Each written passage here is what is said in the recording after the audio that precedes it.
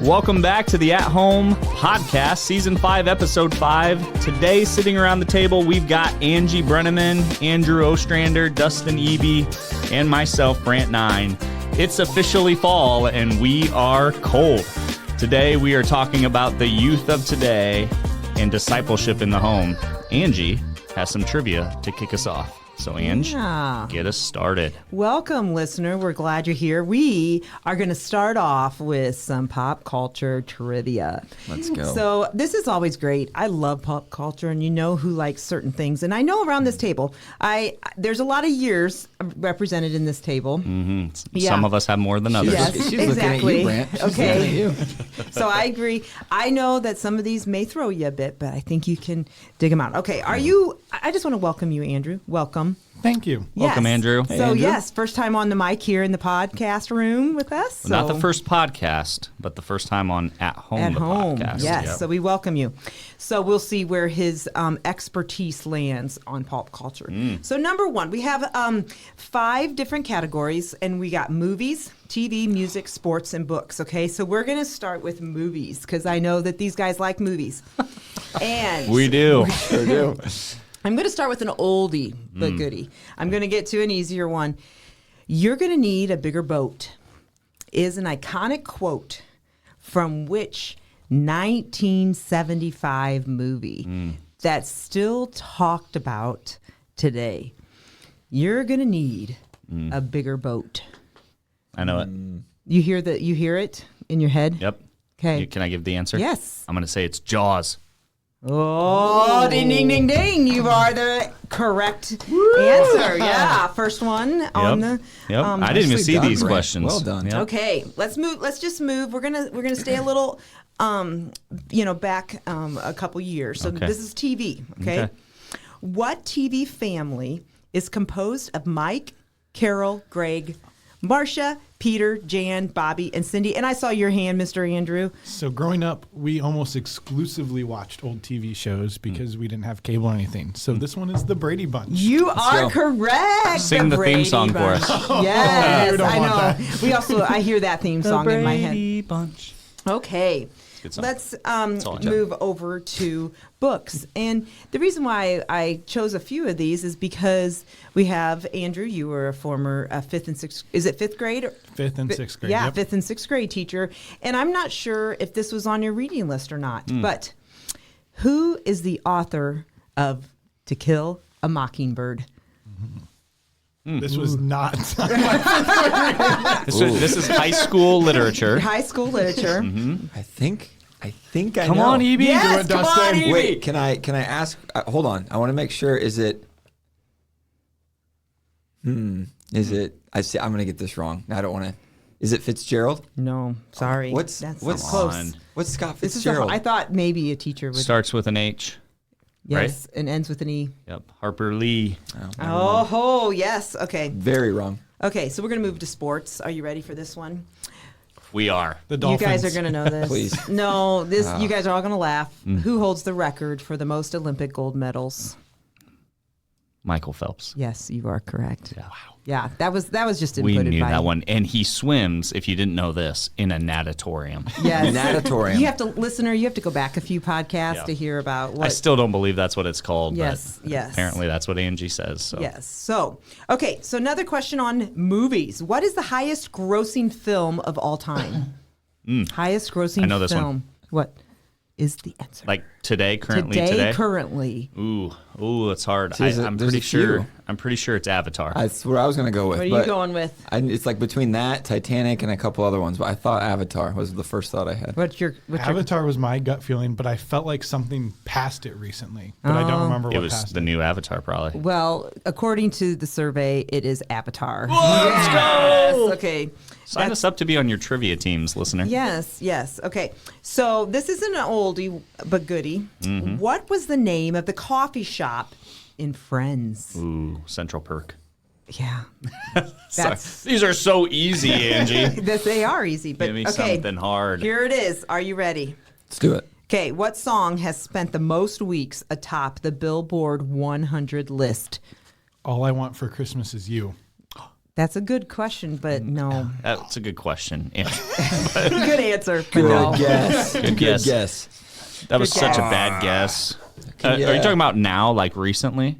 All through, All time. like all time. You're gonna Give not us genre. Can we have a genre? It's a mix. It kind of got a little bit of a country.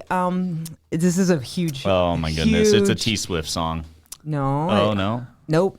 A little bit of country, a little bit of pop. Yeah, you're getting it. Dustin, I think you got you're it. close. No. Come on. Come on, Dustin. Is it a guy or gal? This guy. Oh man, it's crushing me. About probably 5 just- years ago. Oh, not a group. Just No. a guy. Okay. Then I I don't think it was know. about 5 years ago. Yeah. Song. Oh, Chris Stapleton. Nope. No. I don't Nope. know. Here it is. Old Town Road. Oh. I know that's the worst song Doesn't ever. even count as a country That's song. Florida I know. Georgia Line, isn't it? No. No, but I said it's a crossover between pop and country. Okay. Are you ready? Wait, who is it? Blunt. Lil Nas X. Lil Nas No, it's X. not. It's not Nas. It's Nas. I think, isn't it? Okay, We don't know We're music. going downhill here. Going Last downhill. question, okay? Because this is kind of a teen read. Which book series features the character Katniss Everdeen? Andrew. Hunger Games. Yes. See, I you kind heathen. of. I know. So that was actually another reading material that turned into a movie, right? So we got that. So there, I did kind of put some harder but easy questions in here on Those are good. purpose. Those are good. The Yeah. song one This was fun. hard. Yeah. Yeah. What? Yeah. So at Well, least I you guys still don't know your who movies. sings that song. Old Town Road? Yeah, it's an old. You know this. As soon as someone starts playing, you're going to be, oh, yeah. Yeah. I don't want to sing it because I can't sing, but Sing it, Dustin. nope. No, Yeah. that's Angie? okay. He's looking no, it up. it's not worth it. So it's Oh, not. you were right. You were kidding. Yeah. Andrew was right. Okay. All right. Good job, Andrew. All right. So, Andrew, you're new here on our staff as of August, right? What was the official start Good date? job, Andrew. August 4th. Oh, okay. So right before school started, right before fall, started up with programming. So give us a little bit of history, right? Where you grew up, what brought you here to Wakarusa, and then we'll kind of go into some of your why of what you're here and what you're doing. So growing up, I grew up in Middlebury. So I attended Northridge School Corporation. Oh, the K-12. Raiders, the Raiders. You were a Raider. That's okay. I was a Raider for about 6 years. They're not that bad. They're not that bad. And then also along with that, I attended Brenneman Missionary Church, which is a part of the same region as Waukee. And so I attended there from birth until I came over to Waukee. So you have been in the missionary church from birth. Yep. This is essentially all I know outside of the couple of years of Westland. Wait, where did you go to school? Let's just point this out one more time, listener. Now that we bring it up, Yeah. I attended Indiana Westland, so I got a couple years of Westland influence while I attended there. Yeah. The years and months of redirecting you is going to No. it's going to be a haul. No, it's good. Good school. That's where I graduated. Good school. So, yeah. yes. Did Okay. you have a good experience, Andrew, at Indiana Wesleyan? I mean, just be honest. I think for some majors, it's a fantastic school. Okay. For Others, some. I wouldn't recommend. Yeah. Yeah. Yeah. So, yes. Interesting. Well, great. Well, you got your degree at Indiana Wesleyan, and you did what with it? So I attended Indiana Wesleyan for elementary education and then ended up going into Goshen Community Schools here about 20 minutes away as a 5th and 6th grade teacher. So you went from a Raider to a Redskin.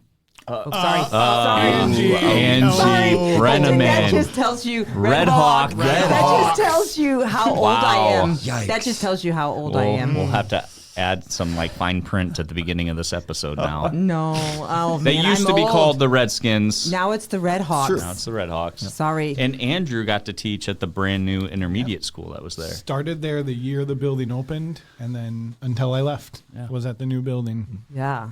So what'd you like about 5th and 6th grade? What is your favorite trait of a preteen / middle schooler? I think they get a really bad rap at that age, but it's really cool because their personalities start to shine and flourish, and you get to know the individuals that are in your class more than I think you do in younger grades. They still kind of like you, don't they, at 5th and 6th? Depends on the day. Yeah. does. That's Definitely. true. I taught fourth grade. They loved me every day, Andrew, in there because they hadn't yet got the attitude. I don't think it was because I was great. It was just because they were somewhat. That's the sweet spot to me. 10 and 11-year-olds. They're independent enough to like leave you alone, but they're also like excited enough to think that you're a superhero still. But once you get into 5th and 6th grade, man, they start to turn into little animals. I was cringy. That's what That's they would say. Yeah. Oh, Cringy. wow. Yeah. Okay. I know. So, if you could take one thing away from your classroom experience as you have now entered ministry, what would be one of those takeaways that you could bring to the table? I think the relationship aspect of everything is huge, and we saw that in Scripture too with how Jesus approached ministry. But I think in the classroom, teaching them something was important, but it mattered more if I was a consistent relationship in their life day in and day out for 180 days. And I think that's the same amount of true or even more true in ministry. Yeah. And I think most of those kids at that age and, you know, in the demographics that we live in around here, they need that consistency. You know, they need it every day. So what took you out of the classroom and into ministry? What was the pull? Brant 9. Oh, Brand. Don't blame me. Not on the podcast. No, Brant 9 was the vessel of what got me out. I was not looking to leave education, had no plans of leaving. Got a text very randomly over Prairie Camp, where my wife and I have worked at for a long time. And so got a text about the opportunity that was here, and I kind of dismissed it pretty quickly. I didn't feel interested, or that's not something I was planning on. And then that weekend, it got laid pretty heavy on my heart that this is where I was getting pulled to. So you're saying you ignored Brant right away is what you're saying. I actually did. Okay. He sent a follow-up text the next morning and said, so have you thought about this at all? Just checking in. Actually, this experience with Andrew was similar to my experience with Francie. She dismissed me immediately, Right. and I had to be persistent. So, yeah. So now that you're here, you've been in 2 months, you know, pretty much 2 full months. You're in your, you know, in October here in ministry. What is one of the favorite things that you've experienced in this short time, besides Dustin Eby and, you know, how cool he is? Wow. Thank you. That's a good shout very out. flattering. He's still here for those of you listening. I think going back to the similarities between education and ministry, I think the relationships have been really cool between getting to know the staff here, getting to know the families that are here, and then getting to know the students that are involved has been really fun, and getting to see how they're the same with students I've interacted with in the past, but then also how they're different. Mm-hmm. Yeah. Yep. So what would you say then is your passion or your why for the reason why you're in youth ministry, why you've continued to stick it out with that maybe specific age group? Why student ministry? So I think this age group goes back to the consistent need for a relationship with teaching and with ministry. Mm-hmm. But then specifically for ministry, I had a youth pastor come in my senior year, Carter Ammerman. And Shout out to Carter. yeah, he came in my senior year, only had 1 year left. So there was kind of the expectation of, oh, well, I'm a senior. He's not going to care or invest too much into me. There's only a year left. But he was really, really intentional in building a relationship with me, spent a ton of time with me one-on-one. And then when I ended up coming back from college, he asked me to be a youth sponsor, a volunteer. And so it kind of got me looped into youth ministry from that point on. You know what, Andrew? I'm glad that you share about that person who's really impacted you to pull you up into ministry and to guide you in discipleship. Because here at Walking MC, how much have we talked about what it means to choose somebody to walk with, not just somebody who is coming to know Jesus and walking with somebody, but choosing that younger next generation person to walk with and guide. That's an opportunity to change the world. I mean, and to change a life, like you're saying, and be impacted long term. Wouldn't you agree with that, Dustin? Right. That's really our heartbeat here, but I don't just think it's here. I mean, I really think it's as believers in general, we believe that we are called to live that way. Part of discipleship is helping, bring those along in kind of that next stages and growth of maturing in their relationship with Christ. So yeah, for sure. And so even as a parent, and I know that Dustin, your kids have probably experienced some in school, and you're getting into school. You have a first grader, right, Brant? So you know a teacher has a lot of impact, and you guys are there. But I have kids that are now adults, and I have to say some of the most impacting relationships are those that believed and reached out to establish that relationship and pour into somebody. And I can tell you as a parent, and I encourage parents listening, if you can get another voice in your child's ear that has positive, God-centered biblical principle behind it, it may not say the exact way that you're saying things, you need to do devotions, or you need to do this, and you need to be a good friend, and all those things that you might be telling your kids, but you may say it in a different way. And let me just tell you, there is impact there. And so thank you, Andrew, for sharing that, but also thank you for what you're doing. And I think that's kind of what we're going to talk about today is what is needed, and why youth ministry? Why do we even need to invest in the next generation? Because, it's real and it's important, because there's a stat out there that I think we can't ignore. And that stat is 70% of kids that grow up in church fall away and walk away. Would you guys agree to the importance and how that can impact that everyday mentality of investing in someone younger than you? No, I think that stat, there's variables that go along with that stat, right? And I think part of it is what Andrew alluded to with Carter. If Carter wouldn't have invested in you the way that he invested in you, your perspective and the way you view things, the lens of which you view things through, might be completely different today. In a lot of ways, and we talk about here at our church, at Walker Missionary Church, we talk about having a one and the importance of discipling that person and the ripple effects. And so to look at that, and I know that Carter wasn't the only person, discipling you. But he took time to grow you in a way that maybe others couldn't. And because of that, there's fruit from it. But there's a lot of students who fall through the cracks, and they might fall through the cracks at church, at school, and in their family life.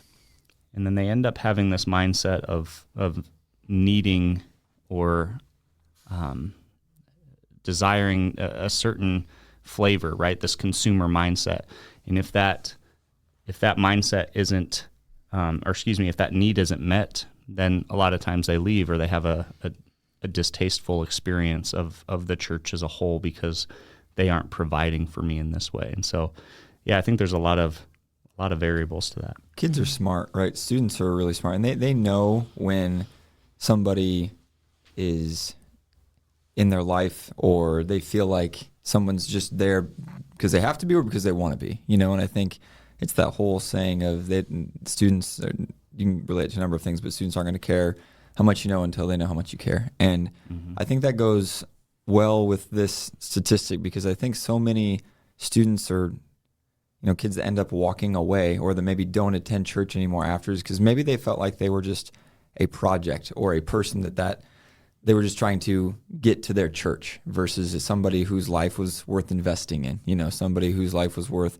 getting to know. And there's a lot of, no matter how confident students are, there's a lot of identity issues still, whether it's girls or boys or whatever, because there's so many questions, and they have to handle some of the hardest decisions of their lives come at 17, 18 years old. And it's a lot of weight and so much pressure. And today, in the world they're living in, with the culture of identity wrapped up in social media followers, or how many likes you get on a certain post, whatever, I know that's been around for a while, but just a lot of self-worth and identity is built up in those things that really have no meaning. But if there's these people, these individuals who will take time to truly invest and love on them as a person, I think it goes so far, and it says a lot about kind of where we're at, I would say.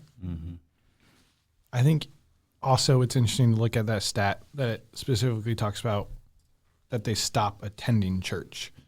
I know a large portion of them also lose their faith in that time, but I think there's also a physical church element. And that's kind of where Veronica and I were at after college when Carter approached me about sponsoring. I was attending church. I had attended the church I'd gone to my whole life, but there wasn't an age group for me there. There weren't a lot of people in the similar walk of life. And so I can see how people fall into the trap of consumerism or there's nothing here for me, because we were kind of almost at that point like, hey, when we get married, there's no couples here for us to relate to or go through life with. And so without the heart of service that Carter brought out of us, there kind of wasn't a full buy-in or reason necessarily worldly to be there. I think that's a good point, because I think we often get to this point where church is looked at like silos, and we've talked a lot about like, oh, here's the adult ministry, here's the kids ministry, here's the student ministry. But when you put people in silos, it really isolates, because an adult can be anyone from the age of 18 to 85. And a lot of churches have not adjusted to that mentality, because not everybody goes to the university to study. Not everybody. Sometimes you enter the workforce. So I say that that's really good. I want to bring up the point too that this could also be something that's a characteristic of this next generation, because I know that you got the boomers, the people who out there that work themselves through, World War II, World War I, and the Great Depression, and they were hard workers. They built something and all that. And then you have my generation who kind of like, I don't even know, generation, X just doesn't really have a lot of good characteristics. They're kind of like the in-between generation. Don't say that, Angie. No, but when I say this is that then you got the millennials who, is one of the largest. We prefer Gen Y. Sorry, Gen Y. Oh, we do. Yeah, right. Yeah. Got some of Right. the what? I'm sorry to interrupt. Well, they have the largest population density, in America, okay? But then you have the next generation, the younger generation, that is actually experiencing full-time on phones, social media, connection like nobody's else, but yet they're very isolated. But yet they've seen these generations walk in faith. And I only make this observation because as I see when we say that they want something from a person, and I think that word would be, and I don't know if you can speak to this, Andrew, but even in youth culture today, authenticity is so important. Because they've watched people, and I mean this in a good way. They've watched their parents almost do a spiritual bypass sometimes of the hard times. Because I was talking, and it was interesting because I think it was just the other week, we were talking about, maybe it was Chris Knight and Rich and Michaela and I were sitting around a table, and we were talking about when the century turned over to 2000 and how everybody was up in arms about, losing all the computers because the internet was real and it was out there. Well, that's the generation that's actually like here today. And then you get to 2001 and the 1999. Andrew 1999. Yes. Made it before Y2K. Yeah, Y2K. And then you had the Twin Towers and, September 11th. And then now you have COVID. And now you have this whole thing that they have seen their in their short lifetime and in their span, this high intensity of, I would say, not trouble, but also just heaviness. And so they want to know. They don't want to just say, well, Jesus got you. Would you agree, Andrew? I guess I would say that they've seen their parents sometimes do, trust in Jesus, pray, and, God will get through. And they get to 18 and they're like, I get to make my own choices. I don't want just, I want more. I want something bigger, deeper. I want to understand. What do you think about that? Yeah, I think you started talking about the authenticity, and I think that points right back to what Dustin had said of they don't care what you know until they know that you care. And so I think they are really good at picking out the fake relationships or people in their life because that's, like you said, that's what they see everywhere online and social media, all of the perceptions that are given off about people or the images that they portray. And so I think authenticity is really what it boils down to for them of the relationship is going to be what keeps them in the church and in their faith more so than, like you had said, a bunch of lines to memorize or well, God's got it or it's part of his plan. Well, that's true. That's not going to help them. in Right. those hard times. This goes back to when we were in the classroom as teachers. Kids know when the curriculum is scripted, right? And so if you're reading or teaching from a scripted curriculum, it just does not connect the way it does when you do something authentically. Here's a great example. You have a huge basal curriculum for reading and writing and that you can teach out of, and you can literally open up the curriculum and it'll say something like, yesterday I was with my friend Sally and we were in the grocery store and we were buying apples, and and it just takes you down this fake story. The kids know it. They're not dumb. But instead, if you take that same approach and you go, or you take a different approach, I should say, and you grab a novel, like let's say you grab The Magician's Nephew by C.S. Lewis, one of my favorites. You can, as the teacher, prepare for the same standards by reading the book, marking things up. Okay, I'm going to teach about inferences. Here's an inference made. Or I'm going to teach about the character development. Here's that. Here's my specific stopping points. And then we're just going to have an organic conversation. I'm just going to read a novel to you. And it does two things in one. It gets my read aloud done for the day, but it also teaches them a reading lesson. That's organic. That's authentic. The kids like that. They don't like to be, what's the word? Patronized or patronized, however you want to pronounce it, right? They don't like the fakeness. They would rather have an organic relationship. That authenticity trumps their need for consumerism, their need for immediate satisfaction. If they know you're authentic and they know you're organic, it doesn't matter. You talked about being cringy at one point. It doesn't matter if you're cringy at that point. It doesn't matter if you're the coolest thing or if you can give them what they want immediately. They learn to trust you and love you and value you because you're you. You're an actual person. You're authentic. Mm-hmm. One of the things as you were talking, I started to think about that a lot of times when we think of church and attendance and we think of, checking off all the boxes, I think that relates to a mentality as a parent. You're raising your kids kind of in this idea that there's expectations. You got to do this, this, and this. And a lot of times as a parent, your expectation is, and I want you guys to kind of speak to this. Well, my kid's saved. Okay, they prayed the prayer. They're 5, 6, 7, 8 years old. A lot of times, I'm just saying in that span, they pray the prayer. I've taught them how to read. They're walking. They're in school. I've kind of arrived. Would you agree? You kind of get to that point, Dustin, right? There is a feeling of accomplishment when they kind of hit these certain milestones for sure. Yeah. So you feel like in some ways there is a little bit, the parent experiences a little bit more freedom with each step of independence that the kid takes, I would say. Yeah. Right. But a lot of times there's not a box that we check that says, I'm discipling my child to Jesus, because we've left that where? In the church's hands. Right. Yeah. So let's talk about a little bit why that isn't helpful and how it has hurt and added in to this 70%. Right. In my personal opinion, I feel like it hurts both parties, right? The church and the family or the parents, because I think expectations aren't being met on either side. And so I think when that happens, there's disappointment on both sides. So sometimes the family or the parents think that, well, I'm going to drop my kid off at church because that's where they go to learn about Jesus. That's where they go to be taught those things. And the church, on the other hand, is like, well, we want to be a supplement. We want to help. We want to offer resources. And we want to help come alongside of. But at the same point, the church is thinking, well, it's the parents who are supposed to be the primary faith influencers in the lives of their kids. But we know that not every kid is brought up in a Christian home. So what do you do there? And so that's where I think the church becomes a great partner in discipleship, and the church can do a really good job of coming alongside families and parents to help, but not necessarily be the sole discipler of the student. Mm-hmm. Yeah, I think when I was thinking about this leading up to it, and right now, based on my own experience and then some of the experiences I've had with other individuals, I think there's almost too close of an association between a student's faith and the church building. Mm-hmm.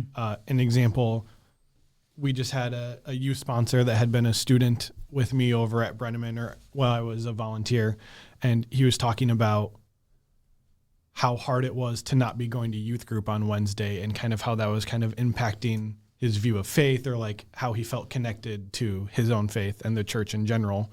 And while it's cool that youth group is a huge draw routine for a lot of students, they fall into the trap of faith only happens on Wednesdays. That's where I'm connected to my faith and the church. Right. I would even say, and I don't know if you agree with this, Andrew, but in some ways, and Brant, maybe you and Angie can both chime in here, but like when we were in youth group, I remember leaving, going off to college and thinking like, what happened? Like that almost didn't even feel like that was real life, like having youth group in that community every week, because that just wasn't a part of my new reality when I was at school.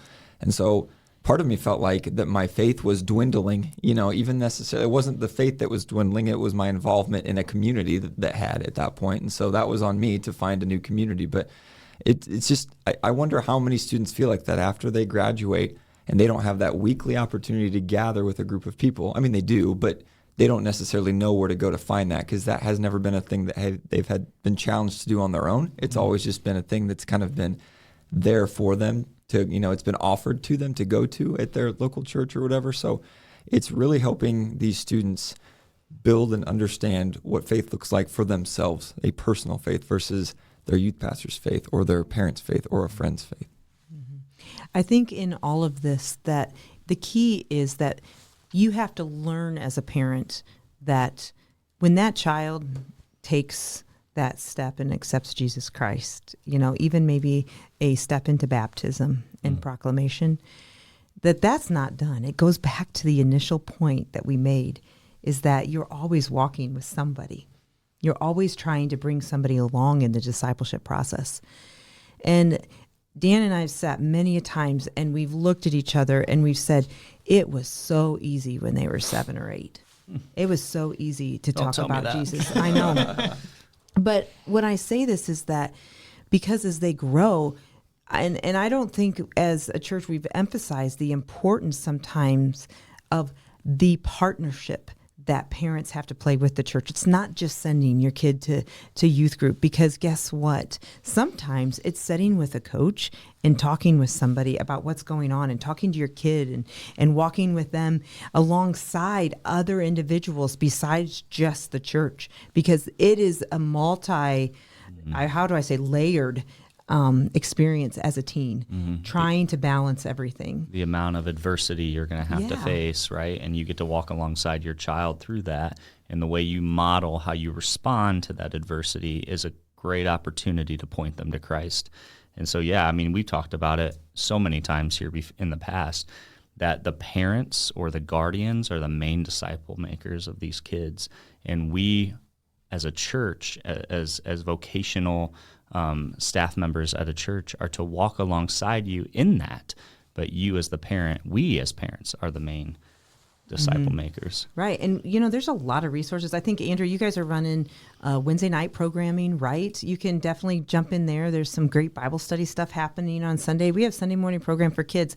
But there's a resource that I haven't talked much about, and that is on our website, which is on our at-home page, which you just find us at walkemc.org/at-home, and you can scroll the page down. You'll find our new podcast here. You can listen to the podcast, go in to read a few blogs. But down at the bottom is some great parenting resources, just general facts and books and even podcasts, which I know some of you guys are super busy. If you're listening to us, that's great. We'll listen to another podcast, because even as before we came into this room, we've talked, Brand often makes fun that I say, about you've been a teacher, right? Yep. But I pointed it out that we are all teachers, and we are teachers for a lifetime, but we're also learners for a lifetime as well. Right. I was just going to make that statement. Don't stop learning, because that goes to every single one of us. There's always more that we can learn, and can always, especially for the people who have more life experience, that have done it before, that have been where we've been. I think it's always helpful to continue just to reach out and just to ask questions, because we don't know everything as much as maybe we think we do. And our kids and their development and their growth and their faith, I think is there's nothing more important as a parent, looking out for that. So however I can learn and get better at helping them in that growth, I want to become better at. So be a parent that does the research, does the reading and invest into your children. You do it if it was, for a medical or for, buying a house together or a car. You'd research what kind of car. What's wrong with researching about how to disciple your kids? Preach. Yeah. That's good. Thank you for joining us today. We hope this podcast encourages you as you go about your week. Until next time, we pray that God blesses you in the days ahead.